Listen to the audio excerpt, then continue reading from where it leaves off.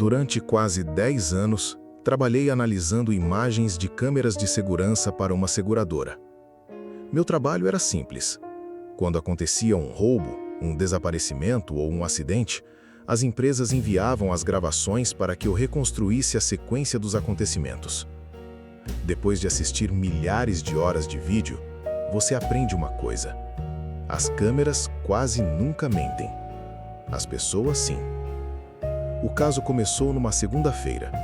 Recebi um HD identificado apenas como Caso 314. Nenhum relatório, nenhum boletim de ocorrência, nenhum nome. Só um bilhete preso com fita adesiva. Descubra por que todas as testemunhas descreveram a pessoa errada. Achei estranho. Normalmente eu recebia dezenas de páginas explicando o caso. Dessa vez, havia apenas os vídeos. Abri a primeira câmera. Era a entrada de uma pequena galeria comercial. Horário: 18 horas e 43 minutos. Centenas de pessoas entrando e saindo. Durante quase 5 minutos, nada parecia fora do comum. Então, uma mulher usando uma jaqueta vermelha entrou no corredor principal. Parei o vídeo. Anotei o horário. Segui assistindo. 40 segundos depois, as pessoas começaram a correr. Uma loja de joalheria havia acabado de ser assaltada. Voltei ao início. Revisei tudo em câmera lenta. Nenhuma arma aparecia. Nenhum suspeito entrava na loja. Nada. Passei para outra câmera. Ela mostrava o interior da galeria. A mesma mulher da jaqueta vermelha caminhava tranquilamente olhando vitrines. Poucos segundos depois, o dono da joalheria saiu desesperado pedindo ajuda. Clientes começaram a gritar. Seguranças correram pelo corredor. A mulher virou a cabeça assustada, exatamente como todas as outras pessoas.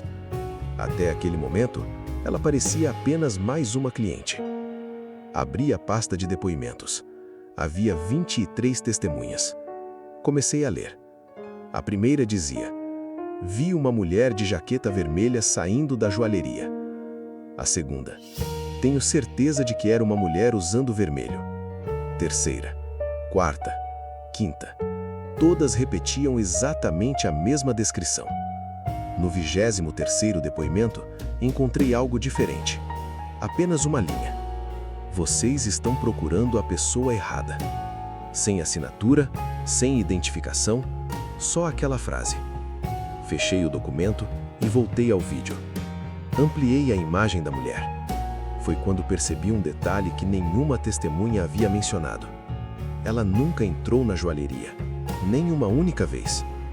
Mesmo assim, todas juravam ter visto saindo de lá. Naquele momento, minha primeira teoria foi a mais óbvia. As testemunhas estavam confundindo a mulher com outra pessoa. Acontece o tempo todo. Depois de um momento de pânico, o cérebro completa lembranças que nunca existiram. Resolvi ignorar os depoimentos por enquanto. As câmeras seriam mais confiáveis. Abri todas as gravações da galeria. Eram 11 câmeras diferentes. Passei horas sincronizando cada uma delas. Quando terminei, consegui acompanhar os mesmos minutos por ângulos diferentes. Foi aí que encontrei a primeira coisa realmente estranha. A mulher da jaqueta vermelha aparecia em quase todas as câmeras. Mas havia um detalhe curioso. Ela nunca era filmada 2 vezes ao mesmo tempo. Parei. Voltei. Revisei tudo outra vez. Era impossível. Quando ela desaparecia da câmera do corredor A, surgia na câmera do corredor C. Quando saía da praça de alimentação, aparecia na entrada principal. Até aí parecia normal. O problema era o tempo. Entre uma câmera e outra, havia uma distância que levaria no mínimo 2 minutos para ser percorrida. Ela fazia o trajeto em menos de 20 segundos. Minha primeira conclusão foi simples. Os relógios das câmeras estavam desregulados. Peguei os registros técnicos. Todos haviam sido sincronizados automaticamente na madrugada daquele mesmo dia. O horário estava correto, Continuei assistindo. Então encontrei outra coisa. Um garoto apareceu carregando um balão azul. Anotei a posição dele. Era perfeito para comparar os horários.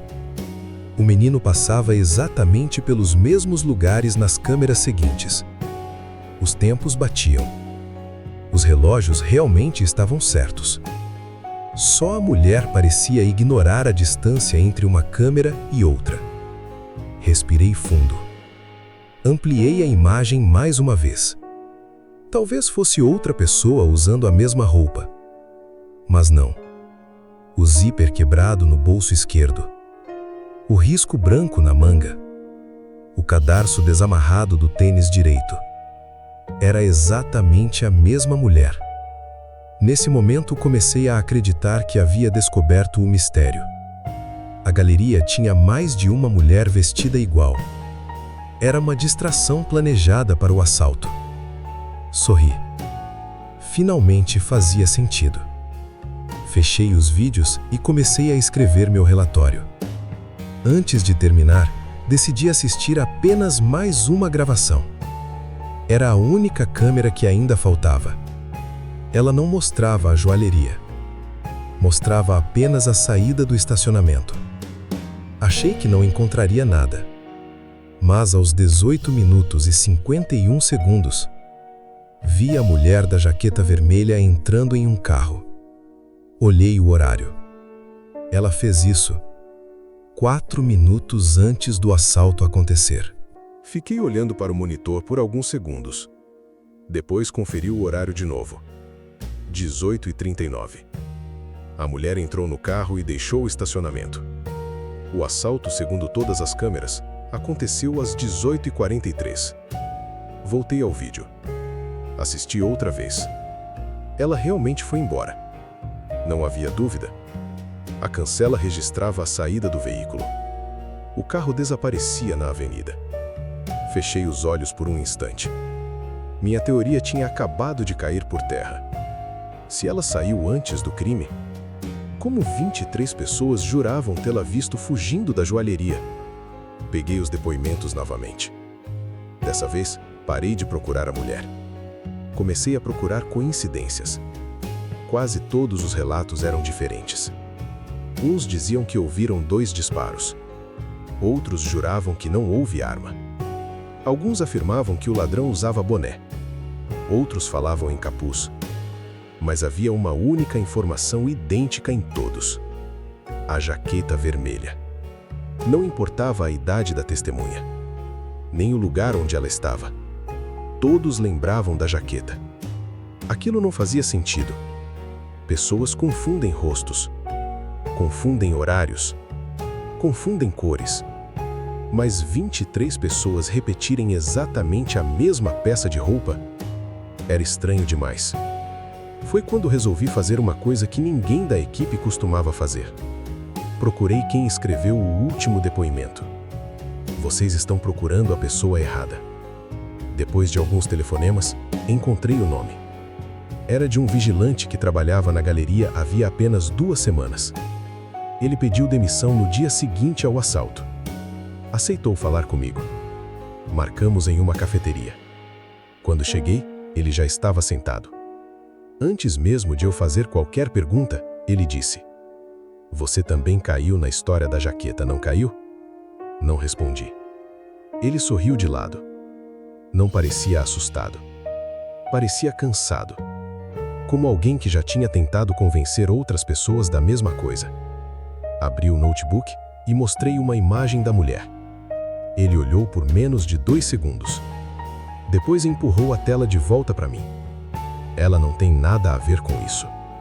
Perguntei então por que todas as testemunhas a descreviam. Ele respondeu algo que me fez esquecer completamente a teoria das câmeras. Porque ninguém estava olhando para o ladrão. Todo mundo estava olhando para outra coisa. Fiquei em silêncio. Ele pegou um guardanapo e desenhou rapidamente o corredor da galeria. Depois fez um círculo exatamente onde a mulher apareceu pela primeira vez. Olhou para mim e perguntou: "Você já percebeu que em todos os vídeos ninguém cruza com ela?" Meu estômago gelou. Eu tinha assistido às gravações mais de 20 vezes. E pela primeira vez, percebi que ele podia estar certo. Voltei para o escritório, sem conseguir pensar em outra coisa. Abri novamente as 11 câmeras. Dessa vez, não estava procurando o assaltante, nem a joalheria, nem a mulher.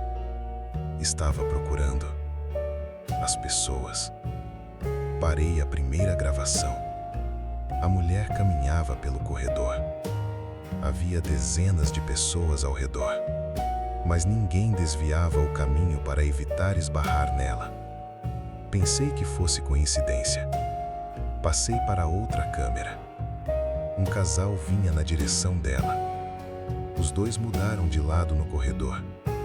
Por um instante, achei que finalmente fossem cruzar. Não cruzaram. Sem perceber, fizeram uma curva suave, passaram ao lado e seguiram andando normalmente, como se aquele espaço já estivesse vazio antes mesmo de chegarem ali. Meu coração acelerou. Revisei todas as gravações. Era sempre igual. Ninguém olhava para ela. Ninguém sorria. Ninguém pedia licença. Ninguém sequer virava a cabeça. Ela atravessava uma galeria lotada, como se não existisse. Foi então que encontrei uma câmera esquecida. Ela ficava dentro de uma cafeteria, voltada para o corredor. A imagem era ruim, cheia de reflexos. Mas tinha um detalhe importante. Uma criança de aproximadamente 6 anos estava sentada perto da janela. Enquanto todos olhavam para a confusão causada pelo assalto, a criança olhava fixamente para a mulher da jaqueta vermelha. Os olhos da menina acompanhavam cada passo dela. Ela até levantou a mão, como se quisesse chamar sua atenção. A mulher não respondeu. Continuou caminhando. Mostrei aquele trecho para o vigilante. Ele não pareceu surpreso. Apenas perguntou: "Reparou no pai da menina?" Voltei alguns segundos. O homem estava sentado ao lado da filha. Ela puxava sua camisa, apontava para o corredor, mas ele nunca olhava para onde ela apontava. Continuava encarando a joalheria, como se não percebesse que a filha tentava mostrar alguma coisa. Ficamos em silêncio. Então o vigilante disse: "Agora, esquece a mulher por 1 minuto. Assiste de novo, mas presta atenção em quem entra na joalheria." Obedeci. Voltei a gravação para o início. Pela primeira vez desde que recebi o caso, ignorei completamente a jaqueta vermelha. Foi aí que percebi um detalhe absurdo.